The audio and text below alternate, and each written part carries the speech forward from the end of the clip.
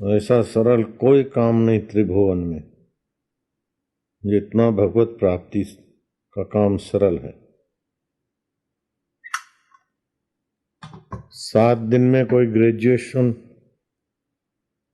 Graduate नहीं हो सकता।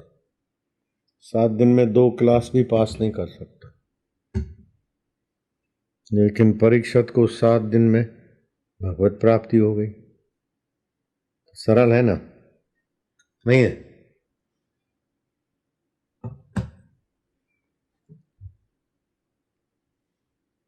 सात दिन के अंदर परीक्षित राजा को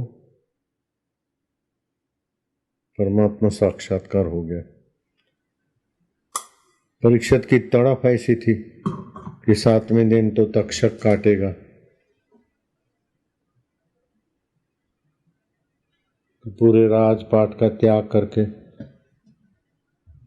शुक्रताल जो गंगा किनारे मुजफ्फरनगर के पास, मुजफ्फरनगर से 25-30 किलोमीटर दूर है, अपने वहां सत्संग कर रहे हैं।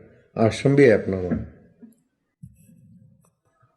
7वें दिन परीक्षित क्यों सुखदेव जी ने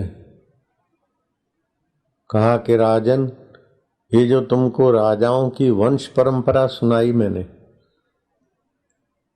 ये विस्तार से कथा जो सुनाई, ये तुम्हारे मन रूपी पक्षी को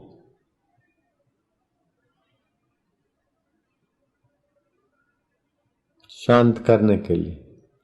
बाकी सार बात तो ये है कि तुम ये हाड़ मांस का शरीर नहीं हो, इस दुर्बुद्धि का त्याग करना है। मैं शरीर हूं और मैं मर जाऊंगा, ये दुर्बुद्धि है। मैं शरीर हूं और मैं बीमार हूं, ये दुर्बुद्धि है। हम शरीर को भी जानते और बीमारी को भी जानते। मन में प्रारब्ध वेग से अनुकूलता प्रतिकूलता आती है, लेकिन मन में चाहना के विपरीत होता है तो दुख पैदा होता है। प्रारब्ध दुख सुख नहीं देता। प्रारब्ध तो अपना परिस्थिति लाता है। दुखी होना न होना अपनी बेवकूफी। प्रारब्ध दुखी सुखी नहीं करता, अपनी मान्यता से व्यक्ति दुखी सुखी होते। तो मन दुख सुख की भावना में उलझता है। ये भी मन की मूढ़ता है। चित्त चिंता में उलझता है, लेकिन स्वयं आत्मा है और परमात्मा का अविनाशी अंश है। जैसे घड़े का आकाश महाकाश का अंश है, महाकाश अंशी है, घड़े का आकाश अंश है। तो जो घड़े में वो आकाश वास्तव में उतना नहीं है, वो तो घड़े की आकृति ने उसको उतना बनाया।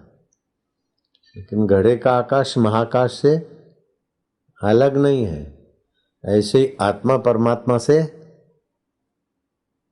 अलग नहीं है। तो वो आत्मा परमात्मा व्यापक ब्रह्म रूप हो।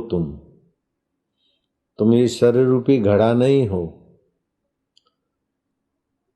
तो पंच भौतिक शरीर है और दुख सुख आता है मन में, ये भी प्रकृति का है। चिंता आती है चित्त में, ये भी प्रकृति का चित्त है।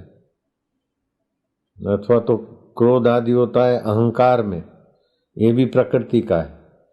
तो 5 भूत और 3 सूक्ष्म प्रकृति का। 5 भूत स्थूल प्रकृति का है, 3 सूक्ष्म का है। भगवान जो बोलते हैं आप उच्चारण करो। भूमि रापो अनलो वायु, भूमि रापो अनलो वायु, खम मनो बुद्धिरेव च, खम मनो बुद्धिरेव च, अहंकार इत्येव, अहंकार इत्येव, मैं भिन्ना प्रकृति अष्टधा, मैं भिन्ना प्रकृतिरष्टधा। भगवान ने कृपा करके अपना अनुभव बता दिया ताकि मेरा अनुभव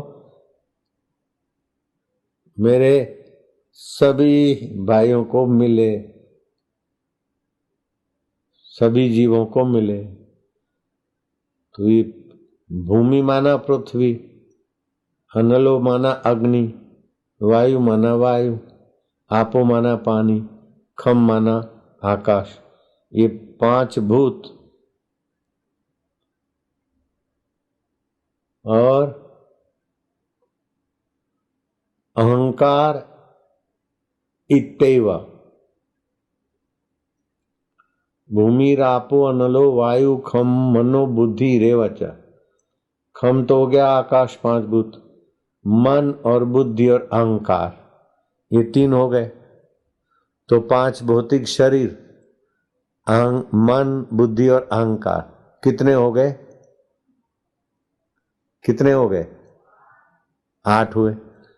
तो भगवान कहते हैं ये मेरे से भिन्न है, ताकि मेरी संतानों को भी ये मेरा ज्ञान मिल जाए कि वो भी अपने को भिन्न माने।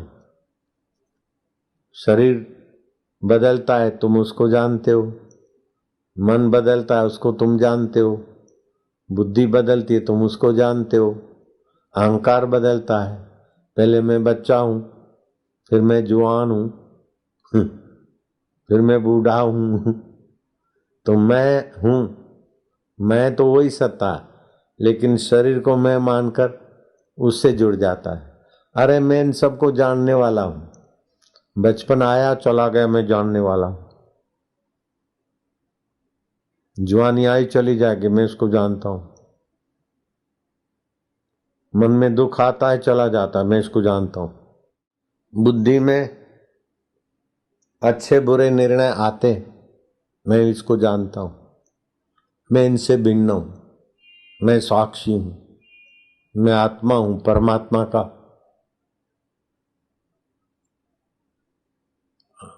जो सर्वत्र व्याप्त परमेश्वर, उसका अंश मैं हूं।